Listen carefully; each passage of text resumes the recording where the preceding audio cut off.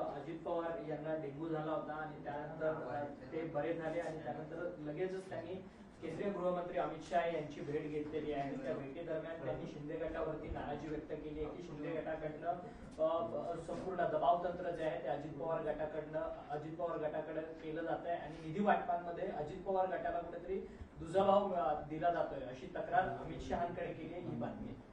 दुसऱ्याच्या घरात काय चालू आहे, बायको कशी वागते, पोरं कशी वागतात, नवरा कसा वागतो, हे शेजारच्याने जास्त बघू नये. परंतु ज्या गोष्टींकरता तुमच्याशी तफावत घेऊन दुरावा घेऊन ते सत्तेत गेले त्या ते खोटंच होतं ना सगळं. ते सगळं खोट्याच्याच आधारावर होतं ना. म्हणून तर मी नेहमी म्हणतो अधर्माविरुद्ध धर्माची लढाई आहे. राजकीय फटाके फुटण्यासाठी अजून वेळ आहे असं राहुल नार्वेकर यांचं म्हणणं आहे. वेळ आहे का? राहुल नार्वेकरांनी फक्त बाबासाहेब आंबेडकरांनी दिलेलं संविधान आणि मुख्य न्यायाधीशांना केलेलं वक्तव्य याच्या चौकटीत राहून जे काय करायचं, फटाके वाजवायचे, सुरसुऱ्या वाजवायच्या, जमीन चक्रत लावायचे का बाण लावायचे, ते त्यांचं त्यांनी ठरवावं. पण एखाद्या अध्यक्षाने ही भाषा, जेव्हा ज्युडिशियल चालू आहे, ट्रायब्युनल तुम्हाला घोषित केलेलं आहे आणि वारंवार तुम्हाला सुप्रीम कोर्ट आठवण करून देते की तुम्ही ट्रायब्युनल आहात, म्हणजे तुम्ही जज आहात, तेव्हा असं बोलणं हे त्यांच्यासारख्या माणसाला शोभा देत नाही, जो लॉचा अत्यंत चांगला विद्यार्थी आहे, ॲडव्होकेट राहुल नार्वेकर. तेव्हा जजच्या मर्यादा काय असतात ह्या त्यांनी ओळखाव्यात. बाकी स्वातंत्र्य बोलण्याचं बोला. सर, 2 दिवसांपूर्वी जी अजित पवार आणि शरद पवारांची भेट घेतली अशी देखील चर्चा आहे. सध्या घर वापसीची चर्चा. शरद पवारांच्या घरात सगळ्यांना जेवण होतं.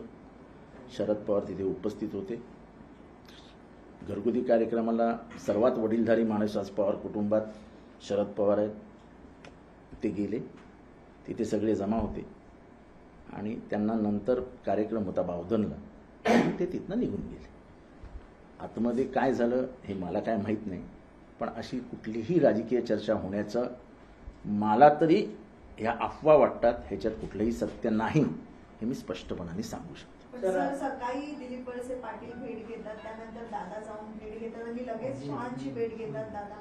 हे बघा, काही गोष्टी योगायोगाने घडी सुटतात. दिवाळीचे दिवस होते, साहेब ह्या दरम्यान कायम पुणे आणि बारामतीत असतात. दिलीप वळसे हे नाही म्हणायला गेले तरी अनेक वर्ष साहेबांच्या जवळ होते. ठीक आहे, आता राजकीय दुरावा निर्माण झाला आणि ते फार लांब गेले, पण साहेब म्हणजे जे त्यांच्यातली जी माणुसकी आहे साहेबांची, ती सगळ्याच्या पलीकडे आहे. एखादा जर माणूस भेटायला गेला तर ते दरवाजा बंद नाही करणार, तो अगदी कितीही मोठा दुश्मन असो. त्यामुळे जर दिलीप वळसे पाटील गेले असतील तर त्यांना प्रेमानेच वागवणार साहेब. पण शेवटी जे करायचं ते त्यांनी केलं ना. निवडणूक आयोगात बसून सुप्रीम कोर्टात त्यांनी सगळीकडे दाखवून दिलं की मी लढणार आहे आणि मी अगदी असं जिद्दीने लढणार आहे. त्यामुळे आता ह्या चर्चा सगळ्या उगाच अफवा, हवा तयार करायची, आणि हे कोण करतं ते पण आम्हाला माहिती आहे. शरद पवारांना हे सिरियसली घ्यायचंच नसतं तर त्यांनी एवढे मोठे मोठे वकील सुप्रीम कोर्टात दिलेच नसते. सुप्रियाताईंना त्यांनी सुप्रीम कोर्टात जाऊच दिलं नसतं. ते स्वतः निवडणूक आयोगात येऊन बसलेच नसते. ह्याचं किती गांभीर्य आहे हे महाराष्ट्राला कळतंय. त्यामुळे ह्याच्यातलं गांभीर्य कमी करावं आणि जे शरद पवारांना जी आपुलकी मिळते महाराष्ट्रातनं की ह्या वयातही हा माणूस लढतोय आणि म्हणजे याला किती त्रास दिला जातोय, ही जी लोकांच्या मनात घर करून बसत आहे, ते कुठेतरी कॉम्प्रोमाइज होत आहे, परत जात आहेत. कोण परत बिरत जात नाही आणि घेत नाही. सर्व कार्यकर्त्यांमध्ये या भेटीमुळे काही संभ्रम होणार? मला वाटत नाही संभ्रम होतो. भावाभावांमध्ये वाकडं असतं, पण आई आजारी पडल्यावरती दोघंही भाऊ जातात.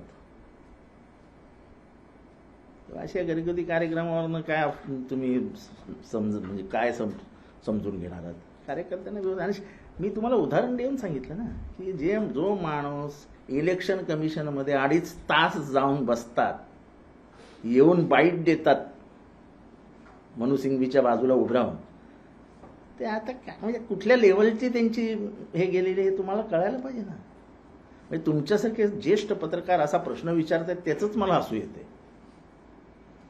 सर एकीकडे महाविकास आघाडीच्या सभा ज्या आहेत त्या रखडलेल्या आहेत. वज्रमूठ सभा गेल्या 7 महिन्यांपासून झालेली असं आहे की आता दिवाळी संपल्यानंतर बैठक होईल आणि सगळ्या वज्रमूठ सभेला परत एकदा सुरुवात होईल.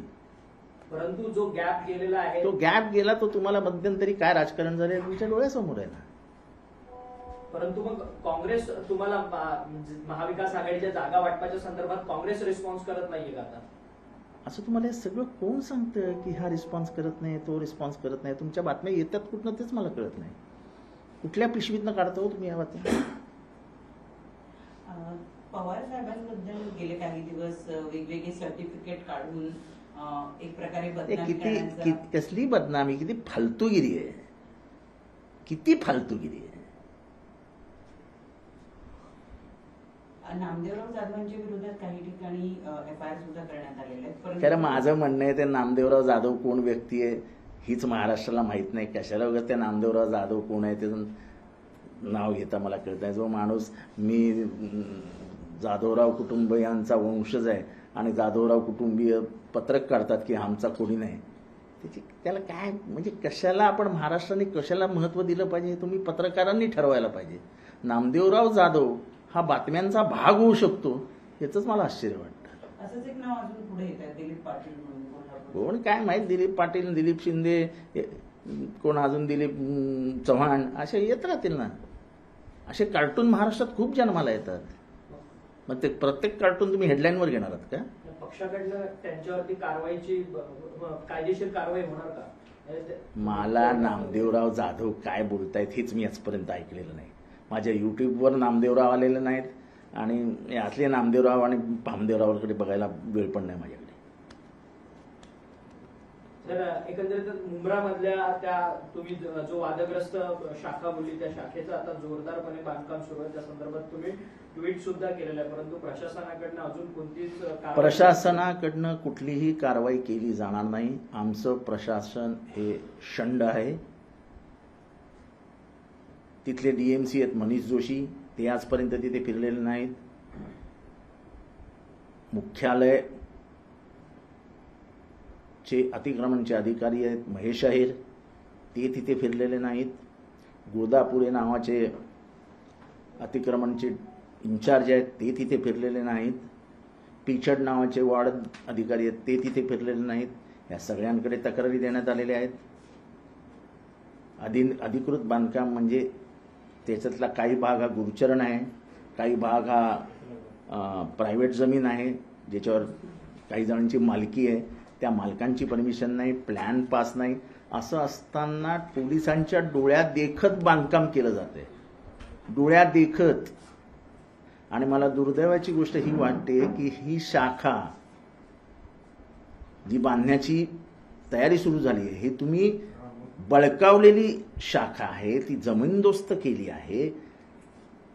ज्याला मंदिर मानलं जातं शिवसेनेच्या भाषेमध्ये ते मंदिर उद्ध्वस्त केलं आहे आणि त्याच्यावरती तुम्ही तुमची शाखा बांधताय. ती शाखा आता कोण बांधतंय?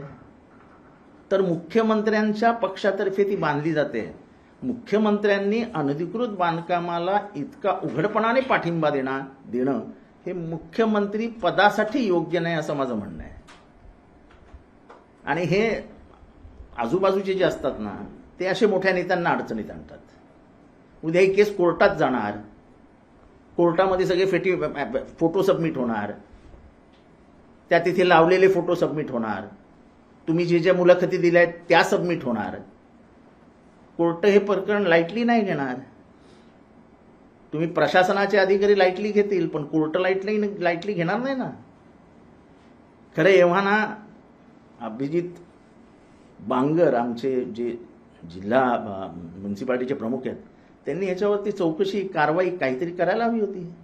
जर असंच असेल तर प्रत्येक राजकीय पक्ष कुठल्याही जमिनीवर जाऊन आपलं कार्यालय बंदायला सुरुवात करेल. मग कसं रोखणार तुम्ही? भाजपचे आमदार संजय केळकर यांनी देखील खरं तर महापालिका आयुक्तांवरती प्रश्नचिन्ह निर्माण केलंय ठाण्याच्या की महापालिका आयुक्त सगळ्या मोठ्या बांधकामांना अभय देतात. ठाण्यातलं प्रदूषण मोठ्या प्रमाणात वाढलं. प्रदूषणाचा आणि अनधिकृत बांधकामांचा फार संबंध आहे असं माझं मत नाही. पण ही गोष्ट खरी की ठाण्यामध्ये 8-8 मजली इमारती बांधल्या जात आहेत, खुलेआम बांधल्या जात आहेत, त्याच्यावरती कुठलाही लगाम नाही आहे, ठाण्याची पाण्याची परिस्थिती वाईट आहे. हे सगळं माहीत असताना जर प्रशासन शांत बसत असेल, हप्ते ठरलेत, आमचे डीएमसी हप्ता घेतो, आमचा वॉर्ड ऑफिसर हप्ता घेतो, त्याचा क्लार्क हप्ता घेतो, ॲडिशनल कमिशनर हप्ता घेतो, इलिगल मधनं रेट ठरलेले आहेत. कलेक्टरची नावं सांगू शकतो मी, त्यांच्यासाठी कलेक्शन कोण करतंय. 300 अनधिकृत बिल्डिंगी बांधल्या जात आहेत, त्या विदाऊट हप्त्याशिवाय बांधल्या जातात काय. सर एक दुसरा मुद्दा आहे की गजानन कीर्तीकर आणि रामदास कदम यांच्यातला वाद निकोपाला गेलाय. जे शिंदे गटाचेच दोघं नेते आहेत आणि गजानन कीर्तीकरांनी पत्र लिहून सांगितलं की रामदास कदम हा सगळ्यात मोठा गद्दार आहे. गद्दाराला गद्दारीची भाषा समजते यार, आपल्याला काय करायचंय, आपण निष्ठावान माणसं, कुठे त्यांच्या नादाला लागायचं, ते काय करतात त्याच्यावर चर्चा करायची. शिंदे यांनी सांगितलं की मुंबईमध्ये पुष्कळ बार उडाले होते तुमच्याकडून. चांगलं आहे ना, त्यांचा खरा बार जर अनधिकृत बांधकामाने उडणार असेल तर त्यांचं मी अभिनंदन करतो. मुख्यमंत्री पदाच्या खुर्चीवर राहून एका अनधिकृत बांधकामाला तुम्ही खुलेआम पाठिंबा देता, चांगली गोष्ट आहे. महाराष्ट्राला एक नवीन उदाहरण दाखवताय तुम्ही. अजित पवार ज्यावेळेस फायनान्स मिनिस्टर होते त्यावेळेस एकनाथ शिंदे युडी मिनिस्टर होते आधीच्या गव्हर्नमेंटमध्ये, त्यावेळेस विकास निधीचा मुद्दा गाजत होता. आता परत अजित पवारांच्या गटाकडनं असा एक दावा केला जातो की त्यांना डेव्हलपमेंट फंड तेवढा दिला जात नाही. हे बघा, असं आहे की त्या बाजूच्या घरामध्ये काय चालू आहे हे मला अजिबात माहीत नाही, मला ती बघण्याची सवय नाही. जे त्या ज्या कारणासाठी जिथे जिथे गेले आहेत त्यांच्या मनात काय होत असेल तर त्यांनी ठरवावं ना. तुम्ही जे कारण महाराष्ट्राला सांगितलं, निधी मिळत नाही, म्हणजे एकनाथ शिंदेंनीच सांगितलेलं की राष्ट्रवादी काँग्रेसमुळे शिवसेना संपणार आहे, आज तेच एका राष्ट्रवादीच्या गटाबरोबर खुर्ची शेअर करतायत, चर्चा करतात, दररोज एक दिवसाआड दोघं भेटत आहेत. तेव्हा ह्यांच्या वक्तव्यांवर तुम्ही कुठपर्यंत विश्वास ठेवणार. महाराष्ट्राला हे सगळं दिसतंय ना, हे जे नाटक आहे ते महाराष्ट्राला उघडपणाने दिसतंय सगळं. सर, खोट्या अफिडेव्हिटच्या संदर्भात देखील तुम्ही सांगितलेलं आहे की झोमॅटो बॉय असेल, हाऊसवाईफ असेल, अनेक जवळपास हजारोच्या संख्येने खोटे अफिडेव्हिट अजित पवार गटाकडनं सादर केलेले आहेत. ते माध्यमांसमोर तुम्ही कधी ठेवणार? नाही, असं काय मला माहित नाही तारीख बिरीक काय होणार आहे ते, पण सगळं खोटंच केलंय. म्हणजे पक्ष फोडण्यापासनं, निशाणी खिचण्यापासनं सगळं खोटं खोटं खोटं खोटं, खोट्याला खोटंच जोडावं लागतं. खऱ्याची ताकद वेगळीच असते आणि ती शरद पवारांकडे दिसते ना, तोंडावर दिसते. जिस तरीके से अजीत पवार ग्रुप ने एफिडेविट 2.5 लाख 3 लाख एफिडेविट चुनाव आयोग में डाला और कहा कि सारे एफिडेविट सब सही हैं, अभी जो जानकारी जिस तरीके से आप कह रहे हैं कि उसमें बहुत सारे ऐसे हैं जो गलत तरीके से, देखो एफिडेविट गलत होना ये कानूनन गुनाह है. वो नोटरी करता है वो भी जेल में जाएगा, वो एफिडेविट जिसने किया है वो भी जेल में जाएगा. तुम हमको मूर्ख बना सकते हो लेकिन तुम कोर्ट को मूर्ख नहीं बना सकते. और संविधान में वैसा लिखा गया है, सेक्शन 196, राइट, 196, 203, 205. सेक्शन 196, 203, 205, ये सेक्शन से उसके ऊपर खास हलफनामे के ऊपर, एफिडेविट जिसको बोलते हैं उसके ऊपर. जिस तरीके से मुंब्रा और कलवा में उस दिन पोस्टर बैनर फाड़े गए, उद्धव ठाकरे के जाने से रोकने की कोशिश की गई, उसके बाद एक विवादित जो स्ट्रक्चर था उसको फिर भी बनाने का काम शुरू है, उसको कैसे देख रहे हैं? प्रशासन दोनों हाथ ऐसे पकड़ के बैठी हुई है और मुख्यमंत्री अगर स्वयं उसको बचाने की कोशिश कर रहे हैं अनधिकृत बांधकाम को, तो महाराष्ट्र में किसी भी बांधकाम तोड़ने का अधिकार इस सरकार को नहीं है. अब तो मुंब्रा में जिधर चाहे कोई बिल्डिंग बना लो. अगर आप बिल्डिंग बना सकते हो अनधिकृत तो आप किसी को क्यों रोक सकते हो? प्रशासन किसको क्यों रोकेगा? एक को एक न्याय और दूसरे को दूसरा न्याय, ये डॉक्टर अंबेडकर ने संविधान में ही मना किया है. इक्वल बिफोर द लॉ, ऐसा डॉक्टर बाबा साहेब अंबेडकर ने संविधान में ही कहा है. अगर मुख्यमंत्री वही बात नहीं समझते तो फिर तो महाराष्ट्र की हालत बुरी हो जाएगी. अजीत पवार का जिस तरीके से शरद पवार साहब से मिलना घर के कार्यक्रम में, वो लोगों में कंफ्यूजन पैदा नहीं? कुछ कंफ्यूजन नहीं है। जो शरद पवार 2.5 घंटा चुनाव आयोग में जाके बैठ के वकीलों के साथ चर्चा करके उधर जाके बैठते हैं, आयोग की चली हुई कार्रवाई को सुनते हैं, आके बाइट देते हैं, सर्वोच्च न्यायालय में उनकी बेटी जाती है, क्या वो पवार साहब को पूछे बिना सुप्रिया तक गई होगी? तो लड़ाई में दोनों बाप बेटी इतने सतर्क है, इतने गंभीरता से जूझ रहे हैं, तो बात काहे की रही? राहुल नार्वेकर जिस तरीके से कहते हैं कि दिवाली के बाद पटाखे फूटेंगे, और किसके फूटेंगे हालांकि उन्होंने नहीं बताया, लेकिन ये जो देखो ऐसा है कि स्पीकर को अपने बातों में मर्यादा बरतनी चाहिए। वो लवाद है, यानी ट्राइब्यूनल है, यानी इसका मतलब ये वो न्यायाधीश है।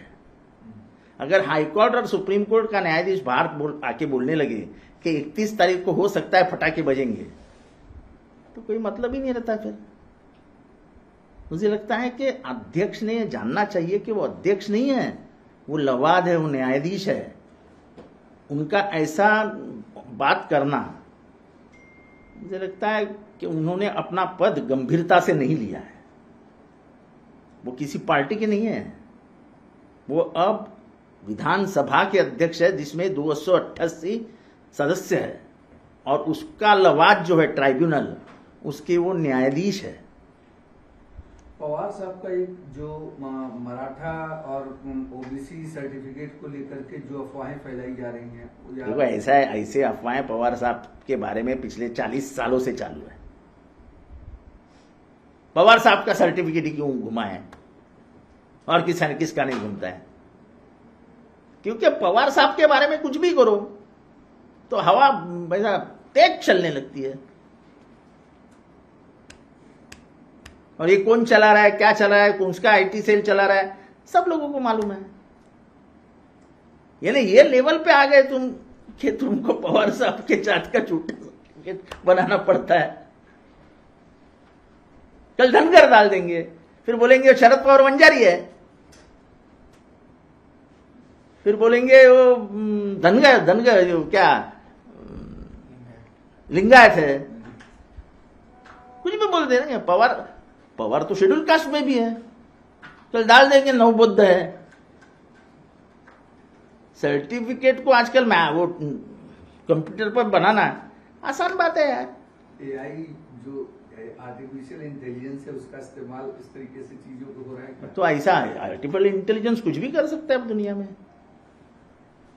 तुम्हारे बारे में अभी मैं आर्टिफिशियल इंटेलिजेंस में कहूं कि पांडे के बारे में 100 लाइन के मुझे ऐसे लेके भेज दो, तो वो तुरंत 15 मिनट में ऐसे आ जाएगा कि पांडे इधर इधर काम करता है, बहुत अच्छा आदमी है, इतना सीखा है, बहुत अच्छी हिंदी बात करता है, इंटरव्यू भी बहुत अच्छा लेता है।